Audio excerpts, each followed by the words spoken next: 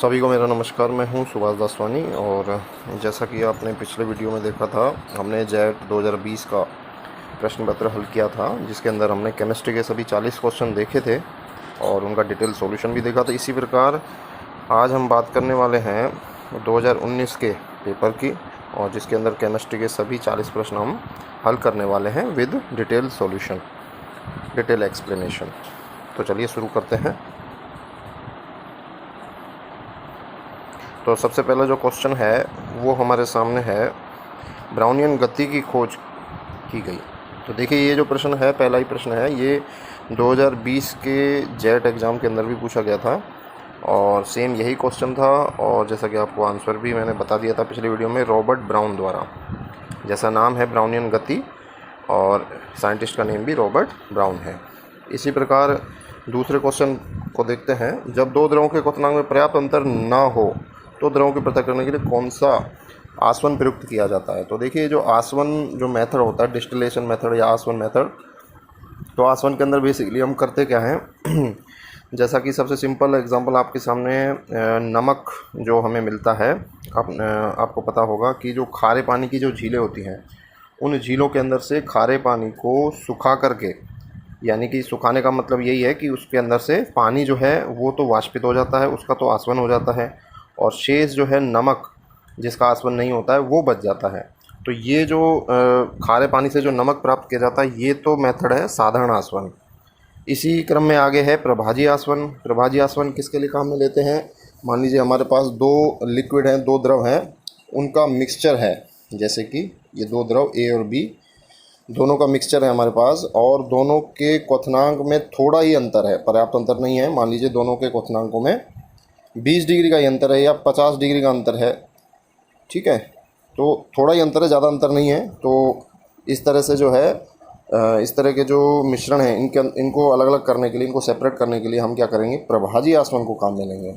इसी प्रकार से निम्न दाब पर आसवन किसके लिए काम में लेते हैं? ऐसे द्रव जो अपने क्वथनांक पर अपघटित हो जाते हैं। कुछ ऐसे द्रव भी होते हैं जिनको हम यदि ज़्यादा गर्म करें तो वो अपने मूल रूप में नहीं रहते और वो अपघटित हो जाते हैं। तो इस तरह से उनके लिए निम्न दाब पर आसवन काम में लेते हैं। इसी प्रकार भाप आसवन, इसके अंदर जो है पानी की भाप से आसवन कराया जाता है। तो इस क्वेश्चन का जो राइट आंसर है वो है प्रभाजी आसवन। तो ये हमें थोड़ा ध्यान रखना पड़ेगा, क्वथनांक में पर्याप्त अंतर ना हो तो हम प्रभाजी आसवन का उपयोग करते हैं। अब हम अगले प्रश्न की ओर बढ़ते हैं।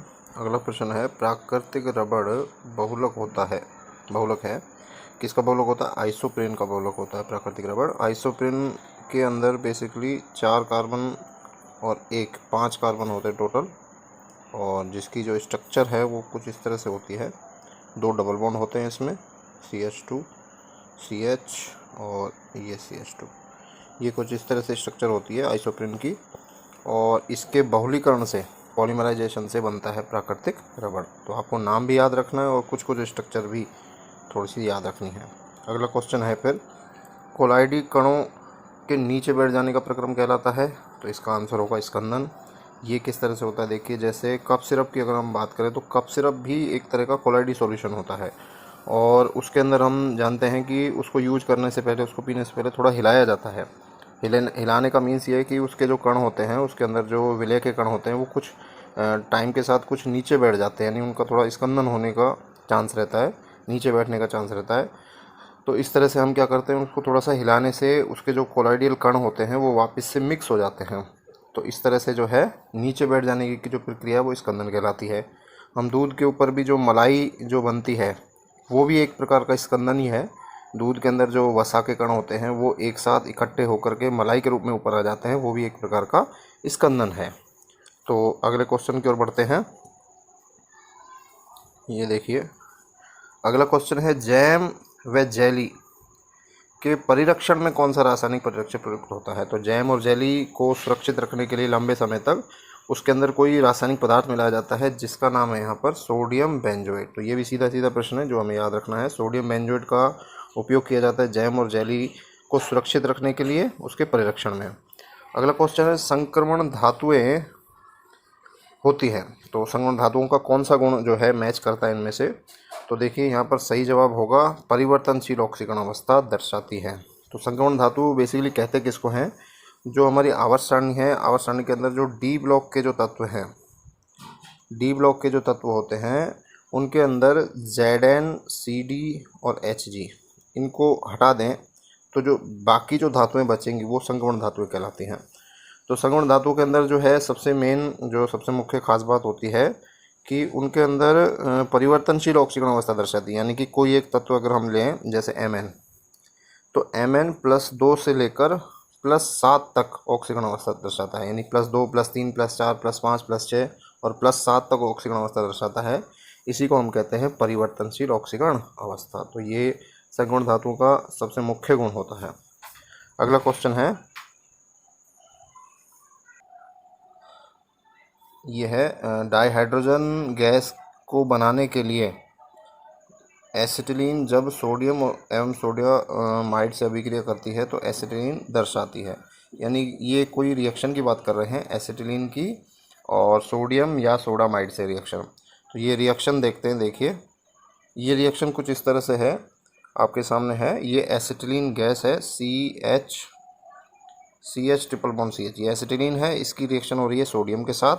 तो यहाँ पर आप देख सकते हैं कि इस हाइड्रोजन जो है CH ट्रिपल बॉन्ड CH का जो हाइड्रोजन है वो रिमूव होकर के वो हट रहा है यहाँ से और उसको रिप्लेस कर रहा है सोडियम। तो एक तरह से हम कह सकते हैं ये जो हाइड्रोजन निकलेगा वो H+ की फॉर्म में निकलेगा। तो H+ की फॉर्म में निकलने का मतलब है इसकी एसिडिक नेचर होगी, यानी कि अम्लीय प्रकृति दर्शाएगा ये। तो यहाँ पर जो एसिटिलीन है, एसिटिलीन का फॉर्मूला है यहाँ पर CH ट्रिपल बॉन्ड CH, और यहाँ पर जो एसिटिलीन है वो अम्लीय प्रकृति दर्शा रही है। तो इसका इस सवाल का जो सही जवाब होगा वो अम्लीय प्रकृति होगा। तो देखिए ये इसका सही जवाब होगा अम्लीय प्रकृति। अगला क्वेश्चन है, क्षारीय धातु व्यवहार करती है। क्षारीय धातु हम कहते हैं वर्ग संख्या 1, आवर्त सारणी के अंदर जो वर्ग संख्या 1 की जो तत्व हैं उसमें हाइड्रोजन को अगर हम छोड़ दें तो बाकी के जो तत्व हैं लिथियम है, सोडियम है, पोटेशियम है, ये क्या है, क्षारीय धातु कहलाते हैं ये। तो क्षारीय धातुओं की जो प्रकृति होती है वो किस प्रकार की होती है, अपचायक प्रकृति होती है। यानी कि ये बेसिकली इलेक्ट्रॉन त्यागने का गुण रखते हैं, इलेक्ट्रॉन जो है इजीली निकाल देते हैं। तो इलेक्ट्रॉन निकालने का मतलब इनका खुद का क्या होगा, ऑक्सीकरण।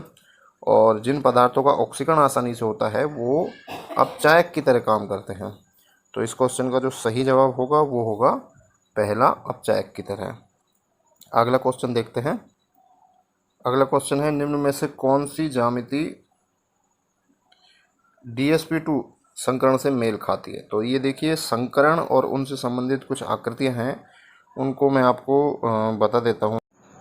तो यहाँ पर मैंने संकरण और उनसे संबंधित आकृतियाँ आपको जो है दिखा रखी है, जिसके अंदर sp संकरण के अंदर रेखीय आकृति, sp2 में समता त्रिकोणीय, sp3 में चतुष्फलकीय, sp3d में त्रिभुजीय द्विपिरामिड, sp3d2 में अष्टफलकीय, sp3d3 में पंचभुजीय द्विपिरामिड, dsp2 में समतल वर्गाकार। ये कुछ संकरण और उनसे संबंधित आकृति या ज्यामिति हैं जो हमें याद होनी चाहिए। आगे बढ़ते हैं फिर अगले क्वेश्चन की तरफ। तो हमारे इस क्वेश्चन का आंसर होगा समतल वर्गाकार। इसमें DsP2 के बारे में पूछा गया है तो सही जवाब समतल वर्गाकार होगा।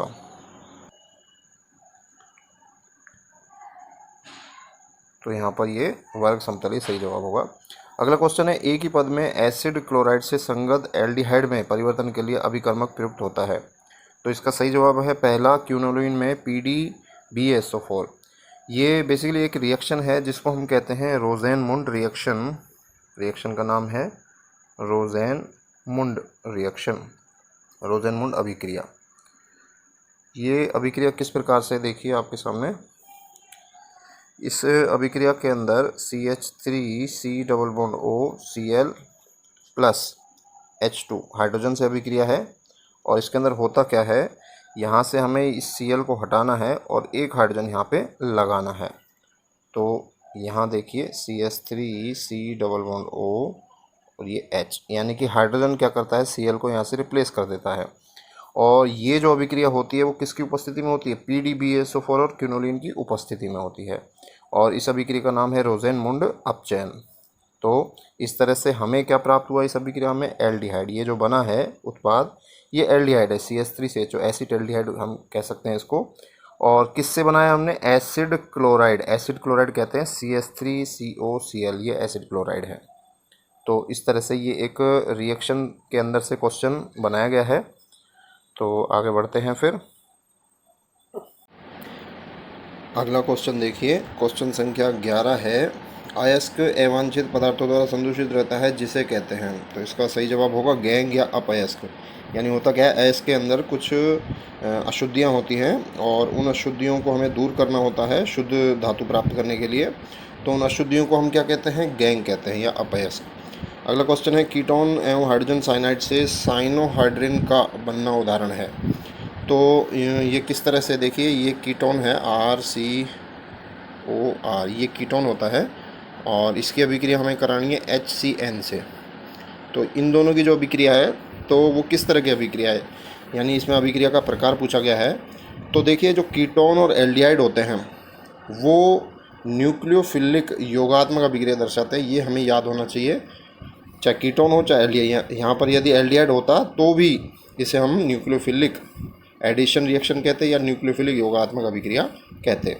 तो कीटोन और एल्डिहाइड इस तरह की अभिक्रिया दर्शाते हैं। अगला क्वेश्चन देखते हैं, ये है, रसायन जो विनिमयशील सोडियम को मृदा सतह से हटाने के लिए काम आता है। तो इसका सही जवाब आएगा जिप्सम, पहला ऑप्शन जिप्सम। जिप्सम देखिए, जिप्सम के अंदर जो कैल्शियम आयन होते हैं वो सोडियम आयनों को विस्थापित कर देते हैं क्ले के ऊपर से। क्ले जो होती है, मृदा के जो कण होते हैं, उसके ऊपर जो Na+ के आयन हैं उनको Ca+2 के आयन विस्थापित कर देते हैं। तो हटाने के लिए हम किसका उपयोग करेंगे? जिप्सम का उपयोग करेंगे। अगला क्वेश्चन देखिए, अगला क्वेश्चन है, मृदा उर्वरता को प्रभावित करने वाला प्राकृतिक कारक है। तो प्राकृतिक कारक देखिए, जो मृदा उर्वरता को प्रभावित करता है इनमें से कौन सा है? तो पहला जो ऑप्शन है ये इसका सही जवाब होगा, स्थलाकृति। स्थल की जो आकृति है वो प्राकृतिक रूप से निर्धारित होती है। इसमें हम कृत्रिम तरीके से थोड़े बहुत बदलाव कर सकते हैं, लेकिन यहाँ पर प्राकृतिक कारक की ही बात की गई है तो स्थलाकृति इसका सही जवाब होगा। अन्य ऑप्शन देखिए, जल प्लावन, मृदा पीएच को हम कंट्रोल कर सकते हैं, मृदा जुताई का ढंग उसको हम बदल सकते हैं। तो इसमें जो सही जवाब होगा वो होगा स्थलाकृति। स्थल की जो आकृति है, स्थल कैसा है, ढलान वाला है, कैसा है, तो वो प्रभावित करेगा मृदा की उर्वरता को। अगला क्वेश्चन है फिर, अल्फा फ्लोरो एसिटिक अम्ल बनाने के लिए कौन सी अभिक्रिया अनुकूल है? तो अल्फा क्लोरो एसिटिक अम्ल होता क्या है, पहले ये समझते हैं। तो देखिए, जो CH3COOH है इसको हम कहते हैं एसिटिक अम्ल, एसिटिक अम्ल। तो हमें करना क्या है, इसकी अभिक्रिया क्लोरीन से करानी है, Cl2 से करानी है। तो क्लोरीन से जैसे ही हम अभिक्रिया कराएंगे तो ये जो Cl है ये यहाँ से H को विस्थापित कर देगा, CH3 के H को विस्थापित कर देगा और यहाँ पर एक Cl लगाते ही देखिए क्या बनेगा, CH2Cl COOH। तो एक H हट करके यहाँ से Cl अटैच हो गया, तो ये बन गया हमारा अल्फा क्लोरो एसिटिक अम्ल जो इस क्वेश्चन में दिया गया है। तो ये जो अभिक्रिया है जिसमें हम एसिटिक अम्ल की अभिक्रिया Cl2 से कराते हैं ये होगी HVZ अभिक्रिया। HVZ का मतलब है हेल वोलार्ड जेलेंस्की। अगला जो क्वेश्चन है हमारे सामने वो है, निम्न में से कौन सी अभिक्रिया न्यूक्लियोफिलिक प्रतिस्थापी अभिक्रिया का उदाहरण है? तो जो न्यूक्लियोफिलिक प्रतिस्थापी अभिक्रिया है इनमें से ये सही इसका ऑप्शन है fourth, RX + KOH = ROH + KOH। ये किस तरह से देखो, RX यानी कि हेलोएल्केन, इसकी अभिक्रिया हमने कराई KOH से। तो देखिए K+ और OH-, यहाँ पर जो OH- है वो एक नाभिक स्नेही अभिकर्मक है यानी कि न्यूक्लियोफिलिक है। ये OH- एक नाभिक स्नेही अभिकर्मक है और ये इस X को, हेलोजन को यहाँ से रिप्लेस कर देता है, हटा देता है। तो इस तरह से हमें प्राप्त हो जाता है ROH। तो ये अभिक्रिया हो जाएगी न्यूक्लियोफिलिक प्रतिस्थापन अभिक्रिया। अगला जो क्वेश्चन है वो है, कौन सा कार्ब कैटायन सबसे अधिक स्थायी है? देखिए 2020 के पेपर में कार्ब एनायन पूछा गया था सबसे ज़्यादा स्थायी। और यहाँ पर पूछा गया कार्ब कैटायन। कैटायन होता क्या है, देखिए जब कार्बन पे पॉजिटिव चार्ज आता है तो इसे हम कहते हैं कार्ब कैटायन। Carb cation. तो इनमें से कौन सा कार्ब कैटायन सबसे ज़्यादा स्थायी होगा? ऐसा कार्ब कैटायन जो 3 कार्बन से जुड़ा हो, यानी कि तृतीयक कार्ब कैटायन, वो सबसे ज़्यादा स्थायी होगा। तो देखिए इनमें से सही ऑप्शन कौन सा है जो 3 कार्बन से अटैच हो। तो पहले ऑप्शन में तो जिस कार्बन पे पॉजिटिव चार्ज है, ये देखिए यहाँ पर ये एक ही कार्बन से अटैच है। तो इसका जो सही ऑप्शन है, सही जवाब होगा वो ऑप्शन नंबर 2 है, जिसमें C पे प्लस और 3 CH3 अटैच कर रखे हैं इस तरह से, CH3 CH3 और CH3। तो ये कार्ब कैटायन जो 3 कार्बन से अटैच होगा, यानी कि तृतीय कार्ब कैटायन, ये सबसे ज़्यादा स्थायी होगा। तो अगला जो क्वेश्चन है वो है चने के बीजों को कौन से जैव उर्वरक से उपचारित करते हैं? तो चने के बीजों के लिए सबसे जो जैव उर्वरक जो सबसे बढ़िया होगा वो होगा राइजोबियम। और राइजोबियम हमें पता है कि ये जो है इसकी जड़ों में जो है सहजीवी के रूप में काम करता है। तो राइजोबियम का उपयोग हम चने के लिए करते हैं। अगला जो क्वेश्चन है वो है डाई अमोनियम फॉस्फेट में नाइट्रोजन की प्रतिशत मात्रा होती है। इसका जो सही जवाब होगा वो होगा 18%, यानी डाई अमोनियम फॉस्फेट का मतलब DAP की बात कर रहे हैं, और DAP के अंदर नाइट्रोजन की मात्रा होती है 18%। अगला क्वेश्चन है कोलाइडी विलयनों में टिंडल प्रभाव होता है। टिंडल प्रभाव देखिए होता क्या है टिंडल प्रभाव, यानी कि जब हम क्या करते हैं कोलाइडी विलयन के अंदर, ये कोलाइडी विलयन है जिसके अंदर ये कोलाइडी कण दिखा रखे हैं आपको, इसके अंदर जब हम प्रकाश यहाँ से हम गुजारते हैं तो ये जो कोलाइडी कण है, ये कोलाइडी कण प्रकाश को प्रकीर्णित कर देते हैं।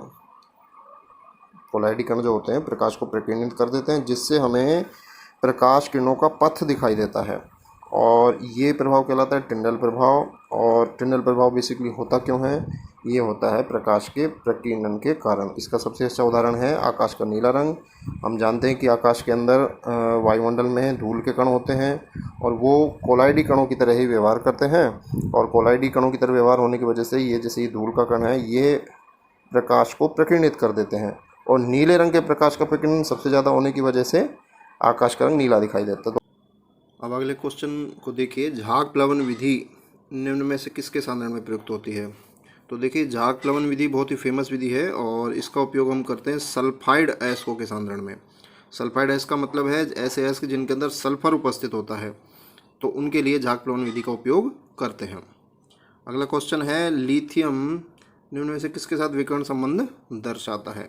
तो देखिए विकर्ण संबंध आवर्त सारणी के अंदर विकर्ण संबंध का अर्थ होता है कि किस तत्व के साथ ये गुणों में समानता दर्शाता है, और वो तत्व उसके वर्ग में उपस्थित नहीं होकर के अगले वर्ग में उपस्थित होता है। जैसे लिथियम जो है, लिथियम अपने मैग्नीशियम तत्व के साथ, यानी लिथियम पहले वर्ग में आता है और मैग्नीशियम दूसरे वर्ग में आता है, तो लिथियम का विकर्ण संबंध मैग्नीशियम से है, और जो कि दूसरे वर्ग में है। विकर्ण संबंध का अर्थ है इसके साथ ये गुणों में समानता दर्शाता है। तो लिथियम का मैग्नीशियम से विकर्ण संबंध होता है, और बेरिलियम का जो है एल्यूमिनियम के साथ विकर्ण संबंध होता है। तो ये 2 विकर्ण संबंध इम्पोर्टेंट हैं और कई बार पूछे भी जाते हैं, तो ये हमें थोड़ा सा याद रखना है। अगला क्वेश्चन है फिर, कार्बनिक यौगिकों में उपस्थित असंतृप्तता की जांच की जा सकती है। असंतृप्तता का अर्थ है कार्बनिक यौगिक के अंदर हमें पता है कार्बन की चेन होती है, कार्बन की श्रृंखला होती है, उसके अंदर मान लीजिए डबल बॉन्ड या ट्रिपल बॉन्ड उपस्थित है, इस तरह से डबल या ट्रिपल बॉन्ड उपस्थित है, तो इसकी पहचान हम किस अभिकर्मक से कर सकते हैं? तो इसकी पहचान देखिए हमें याद रखना है, बेयर अभिकर्मक होता है, उससे हम इसकी पहचान कर सकते हैं। इसके बाद अगला क्वेश्चन है फिर, एक ही समूह के तत्वों की विशेषता निम्न द्वारा बताई जा सकती है। तो देखिए एक ही समूह का अर्थ है एक ही वर्ग। जैसे पहले वर्ग के अंदर हमें पता है हाइड्रोजन, लिथियम,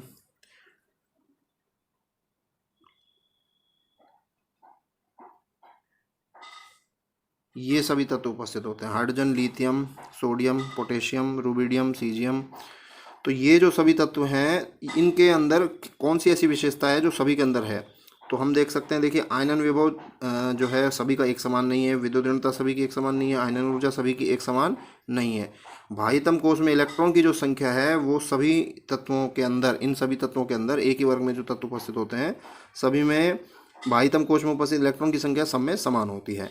जैसा कि पहले वर्ग के अंदर हम देखें तो सभी का विन्यास, इलेक्ट्रॉन विन्यास होता है NS1, अर्थात सभी के अंतिम कोश के अंदर इलेक्ट्रॉन की संख्या 1 होती है। तो इसका सही जवाब जो होगा इस क्वेश्चन का वो होगा भारितम कोश में इलेक्ट्रॉन की संख्या द्वारा।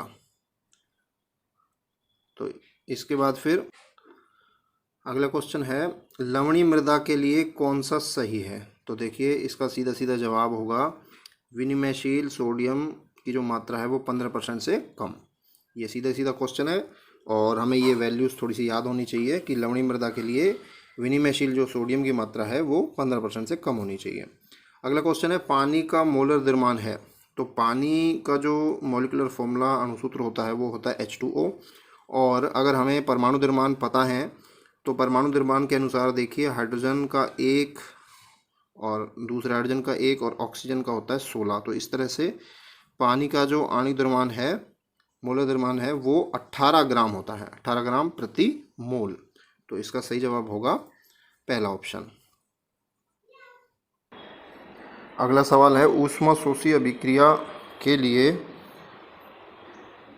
निम्न में से कौन सा सही है, यानी कि डेल एच ऋणात्मक होता है या धनात्मक होता है वो देखना है हमें। तो देखिए डेल एच होता क्या, डेल एच का अर्थ है यहाँ पर एंथैल्पी में परिवर्तन। कोई भी अभिक्रिया होती है तो उसमें एंथैल्पी यानी कि जो ऊर्जा होती है उसमें कुछ परिवर्तन होता है, या तो ऊर्जा ग्रहण की जाती है या ऊर्जा निकाली जाती है। तो आपको ये दो जो पॉइंट्स हैं ये याद रखने हैं। ऊष्मा शोषी अभिक्रिया के लिए डेल एच पॉजिटिव होता है, अर्थात किसी भी अभिक्रिया में अगर मान लीजिए ऊर्जा अवशोषित की जाती है, किसी अभिक्रिया को कराने के लिए मान लीजिए उसको गर्म करना पड़ता है, तो वो जो अभिक्रिया होगी ऊष्मा शोषी होगी और उसके लिए डेल एच पॉजिटिव होगा, यानी ऊष्मा अवशोषित की जाएगी। और यदि किसी भी प्रक्रम के अंदर ऊष्मा निकाली जाती है यानी ऊष्मा छेपी का मतलब ऊष्मा निकलती है, तो निकलने से क्या हो जाएगा, डेल एच की वैल्यू नेगेटिव हो जाएगी। तो ये दो पॉइंट्स हमें याद रखने हैं। ऊष्मा शोषी के लिए डेल एच पॉजिटिव, ऊष्मा छेपी के लिए डेल एच नेगेटिव होता है। तो इसका जो सही जवाब होगा वो होगा ऊष्मा शोषी के लिए डेल एच धनात्मक। तीसरा ऑप्शन इसका सही जवाब होगा। अगला क्वेश्चन है फिर नीलहरित शैवाल का उपयोग कौन सी फसल के लिए करते हैं। तो नीलहरित शैवाल का उपयोग देखिए धान या चावल की फसल के लिए किया जाता है। अगला क्वेश्चन है किस पोषक तत्व की कमी से पौधों में पुष्पन, फलन और परिपक्वता में देरी होती है। तो इसका सीधा सा जवाब आ जाएगा देखिए फास्फोरस। फास्फोरस जो है वो उत्तरदायी होता है पौधों में पुष्पन, फलन में परिपक्वता के लिए। अगला क्वेश्चन है चुंबकीय क्वांटम संख्या दर्शाती है। देखिए क्वांटम संख्या 4 होती है, मैंने पिछले वीडियो में बताया था। मुख्य क्वांटम संख्या n, दिगंशी क्वांटम संख्या l, चुंबकीय क्वांटम संख्या m और चक्रण क्वांटम संख्या s। तो ये किसी न किसी गुण के लिए उत्तरदायी होती हैं। तो यहाँ पर चुंबकीय क्वांटम संख्या यानी m के लिए पूछा गया है।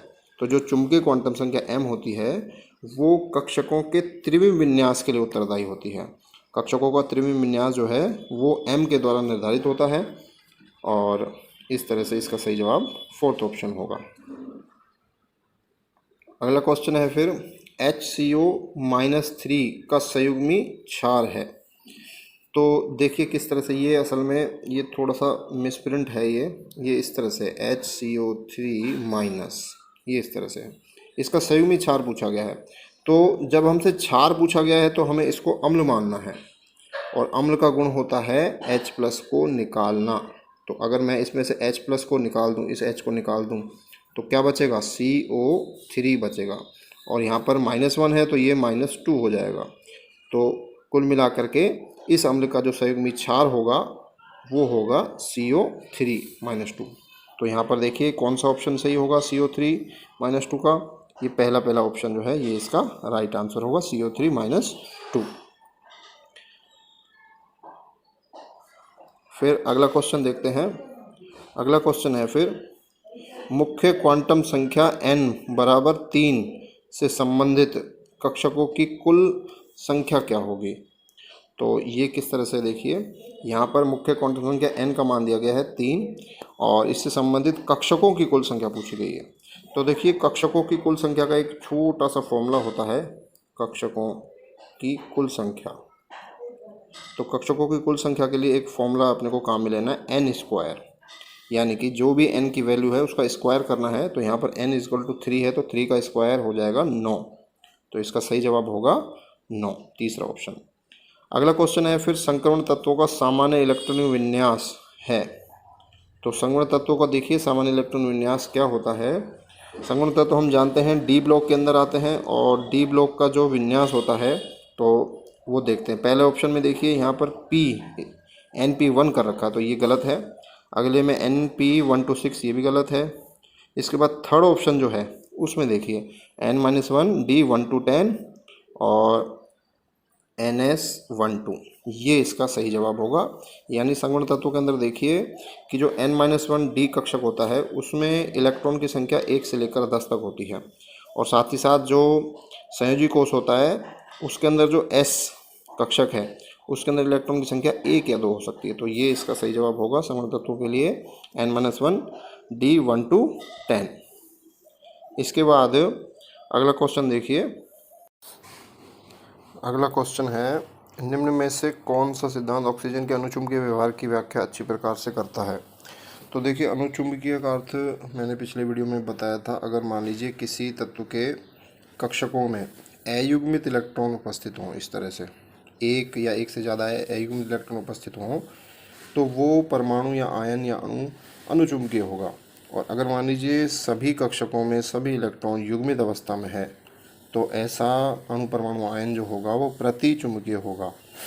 तो ऑक्सीजन जो है वो अणुचुंबकीय होता है और इसकी व्याख्या हम कर सकते हैं अणुकक्षक सिद्धांत से। अणुकक्षक सिद्धांत के अंदर हम ऊर्जा तल आरेख बनाते हैं और जिसके अंदर हम देखते हैं कि ऑक्सीजन के अंदर 2 अयुग्मित इलेक्ट्रॉन पाए जाते हैं। इस आधार पे ऑक्सीजन जो है अणुचुंबकीय पदार्थ है।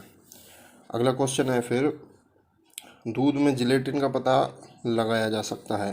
तो दूध में जिलेटिन का पता करने के लिए देखिए पिक्रिक अम्ल का उपयोग करते हैं हम, जिससे हमें जिलेटिन का पता चलता है।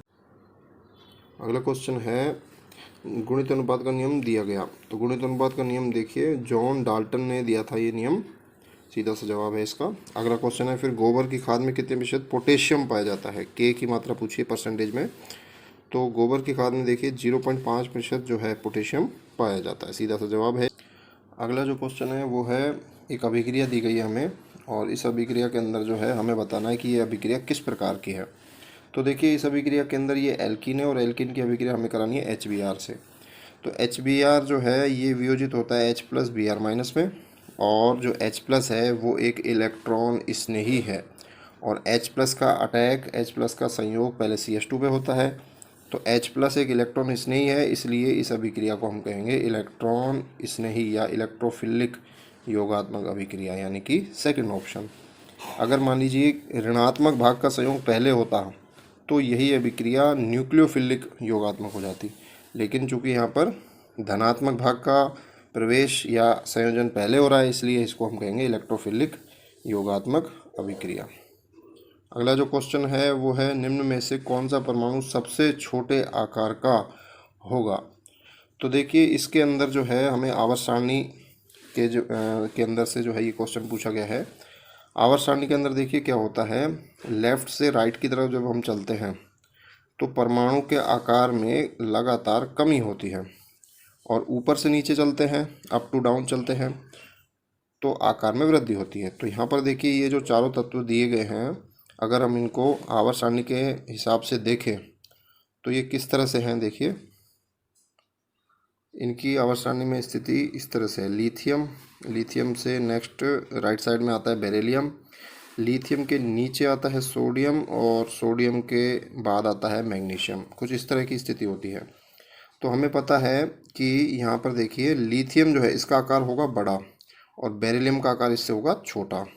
फिर वापस ऊपर से नीचे देखेंगे तो सोडियम का आकार लिथियम से भी बड़ा होगा और मैग्नीशियम का आकार बेरिलियम से बड़ा होगा। तो कुल मिलाकर के बेरिलियम जो है इसका आकार इन चारों में सबसे छोटा होगा। तो इसका राइट आंसर जो है वो होगा बेरिलियम। इसके बाद है निम्न में से कौन 3D श्रृंखला के अंतर्गत आता है। तो देखिए आवर्त सारणी के अंदर से ये क्वेश्चन भी। तो 3D श्रेणी के अंदर कुछ तत्व हैं जो मैं बता देता हूँ। 3D श्रेणी यानी कि चौथा आवर्त, फोर्थ आवर्त जो है आवर्त सारणी का, उस फोर्थ आवर्त के अंदर जो डी ब्लॉक के तत्व हैं वो कहलाते हैं 3D श्रेणी के तत्व। तो 3D श्रेणी के तत्व देखिए कौन कौन से मैं लिख देता हूँ। SC TI V CR MN FE CO NI CU ZN, ये तत्व 3D श्रृंखला के अंतर्गत आते हैं। और इनमें से हम देख सकते हैं कि Cu यानी कि तांबा, ये ऑप्शन जो है ये इसका राइट आंसर होगा, क्योंकि पारा यानी कि होता है Hg, और चांदी यानी कि होता है Ag, और सोना यानी कि Au, ये इस सीरीज के अंदर उपस्थित नहीं है, केवल Cu है। तो इसका राइट आंसर होगा Cu या तांबा।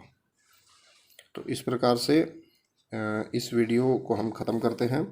और हमने इस वीडियो के अंदर जो है जेड 2019 के सभी 40 क्वेश्चन का डिटेल एक्सप्लेनेशन देखा। मैं उम्मीद करता हूँ आपको ये वीडियो और ये क्वेश्चन के सॉल्यूशन समझ में आ गए होंगे। जो भी डाउट हो, कुछ क्वेश्चन हो तो कमेंट में बताइए, और ये वीडियो कैसी लगी ये भी ज़रूर बताइए, और वीडियो को लाइक और शेयर भी ज़रूर कीजिए। साथ ही साथ चैनल को सब्सक्राइब भी कीजिए। धन्यवाद।